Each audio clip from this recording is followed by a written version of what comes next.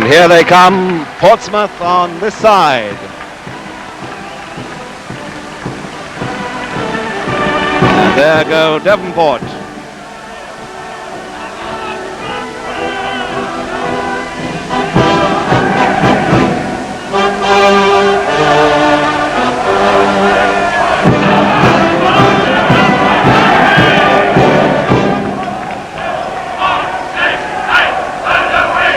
The limber and the gun carriage and the barrel there weighs about 800 weights.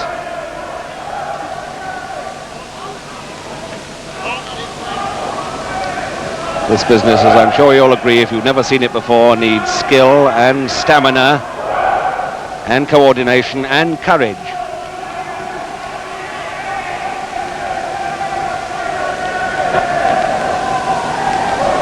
Now in a moment we shall see the start, the flash thrown on the floor of the arena.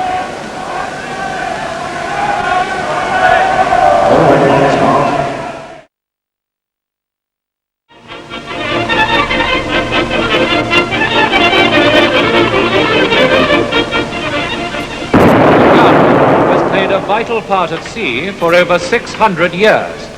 It has always been one of the chief instruments of sea power, whose function it is to make secure the sea routes to our far-flung Commonwealth and to protect these islands from invasion, to seek, to attack, and utterly to destroy the enemy, both at sea and in harbour, has been a prime factor in the conduct of naval warfare throughout our long history.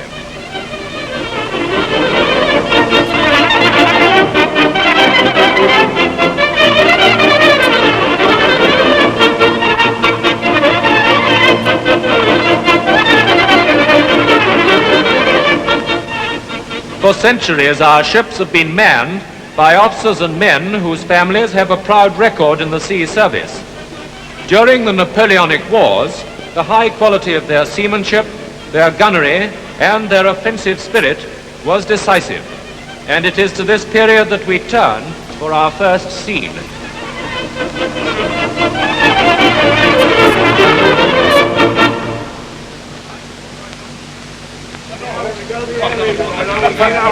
Spectacular and exciting of all the displays in the Royal Tournament. It really is terrific, I think. Field gunnery, man handling a field gun in competition, very popular part of any Royal Tournament.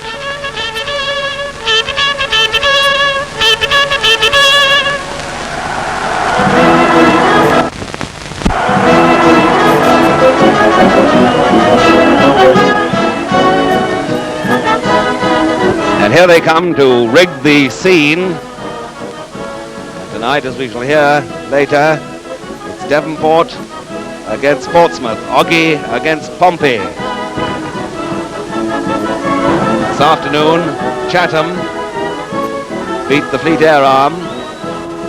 Chatham time was outside the record, about 3 minutes 57 seconds.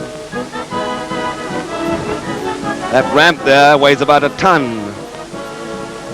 It's one side of a chasm, a bottomless pit as it's known, across which these guns will have to be man-handled, 28 feet wide.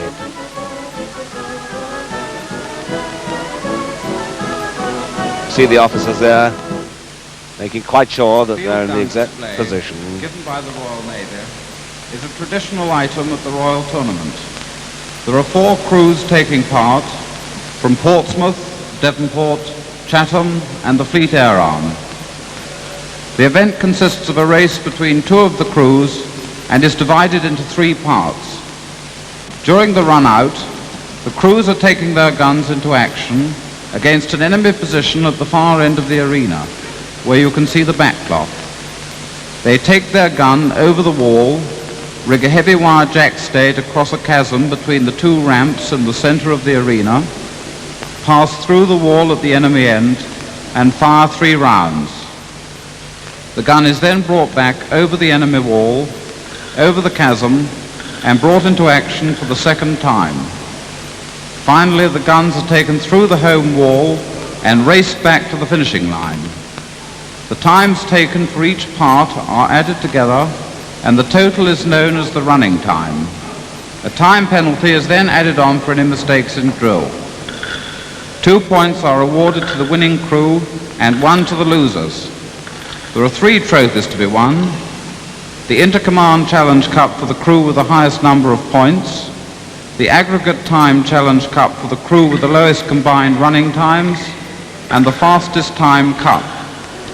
All trophies are at present held by the Fleet Air Arm. Devonport established the record time for the course in 1953 with a time of 3 minutes, 21 4/5 seconds. But the Portsmouth Command field gun crew set up an unofficial record of 3 minutes, 20 4/5 seconds last night. When you see the ease with which the crews take their equipment over the obstacles, you may think that the guns and limbers are merely dummies. In fact, the barrel alone weighs nearly half a ton, and the total weight of equipment used is about 1 ton. The secret lies in the weeks of hard training before the competition. If you look through the doors at the far end of the arena, you can see the crews waiting to march in and take up their positions on the starting line. The run tonight is between the Portsmouth crew on the Royal Box side and the Devonport crew on the bandstand side. If your favourite crew isn't running at this performance, please cheer the crew on your side of the arena. Cheer as loudly as you like.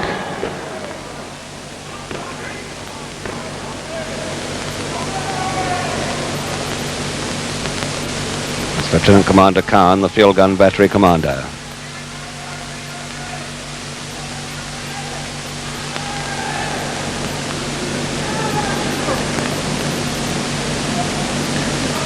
Just waiting until both crews are ready, or rather it's rigged properly. Devonport and now pretty well rigged on the far side.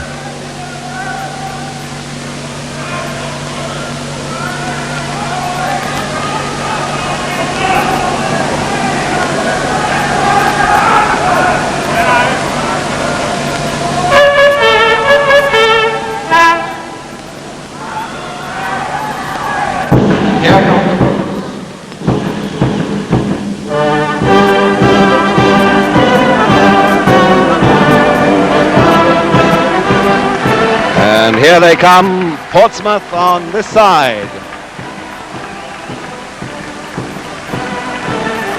And there go Devonport.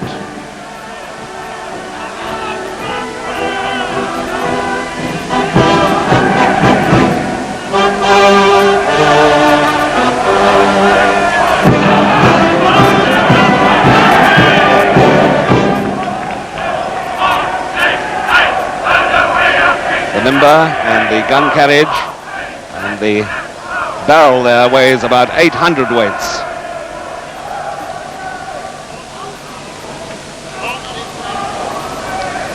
This business, as I'm sure you'll agree, if you've never seen it before, needs skill and stamina and coordination and courage.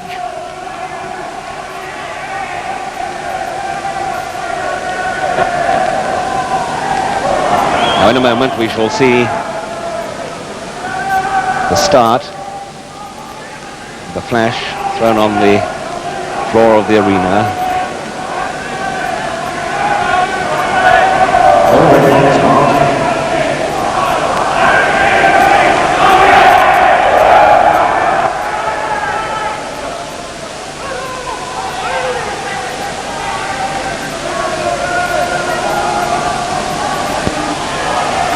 Remember, it's in 3 parts. First, the run out.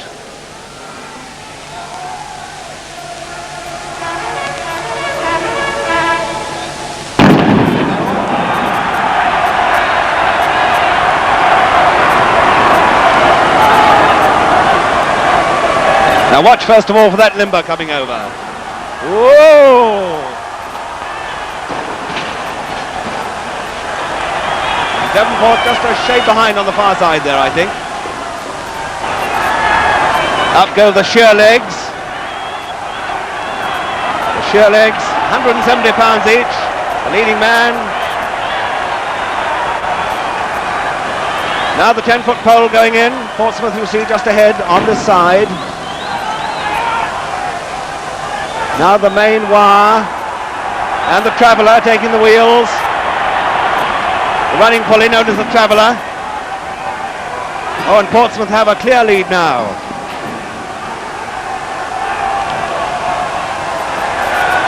There goes the carriage, Portsmouth carriage. The wheels of Devonport. Here goes 800 weights of barrel. Devonport carriage.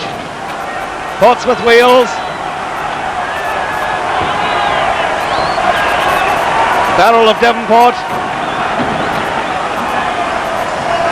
And Portsmouth going through the hole in the wall.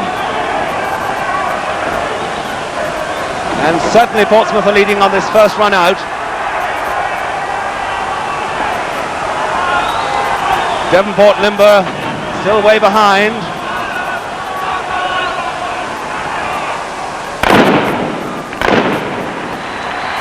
Portsmouth then.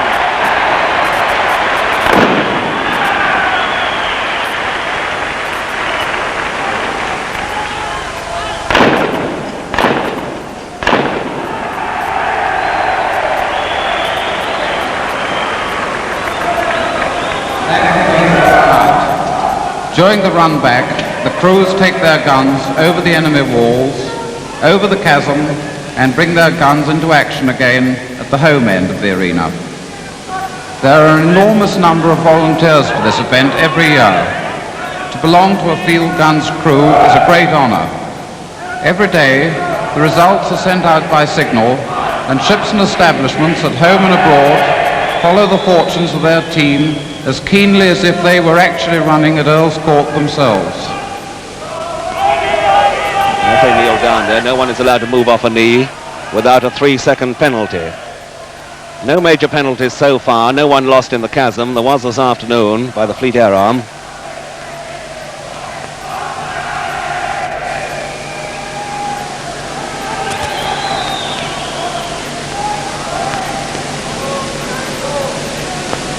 Trumpeter waiting for a signal from the commander. Just the final check over to make sure that all is in order.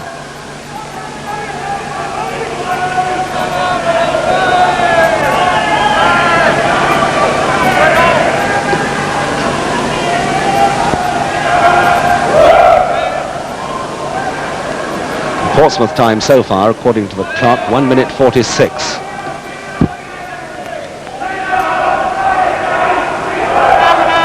I understand that's a pretty good time. We may not be far off a record if all goes well with Portsmouth.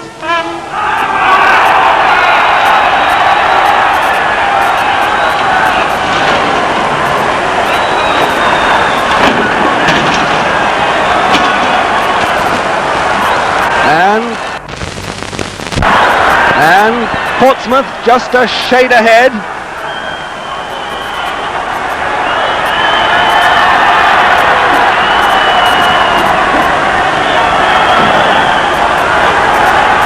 The Devonport team there.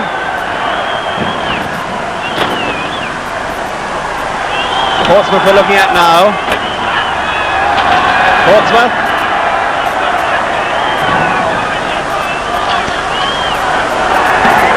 Back comes the Traveller for the carriage. There's the Devonport carriage. Portsmouth, I think, just a shade ahead. Now watch out for the last man known as the Flying Angel. Here he goes. Watch those sheer legs go away. Whoops. And that's the Devonport Flying Angel.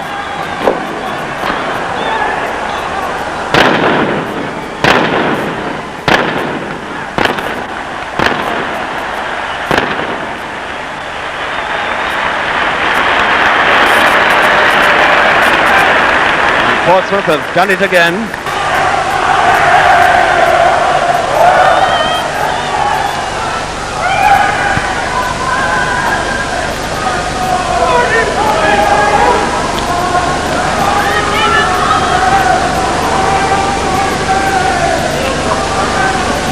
Both crews are ready.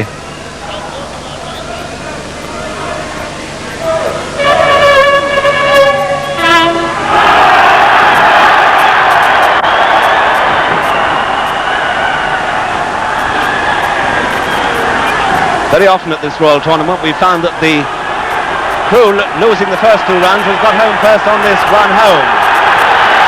And it's happening again. There goes Devonport. Well done, Oggy. And Pompey.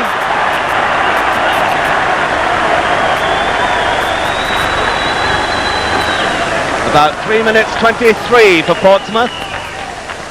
And about 3:29 for Devonport, I think.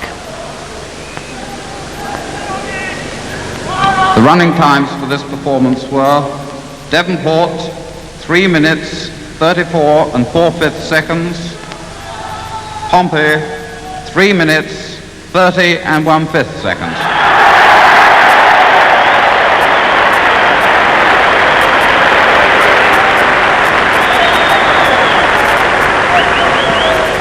And the difference there in time is because certain points must have been added. We wouldn't have known about them. Certain penalties would have been added. And now, friendly rivalry to get this arena de-rigged. Just another evolution to the Royal Navy.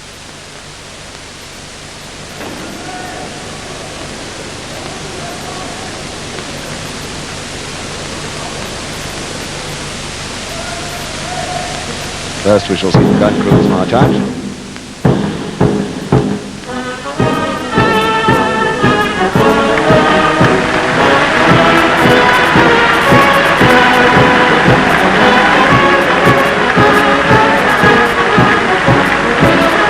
And if you've been looking at home at all that, I'm sure you'll agree it's all enormous fun.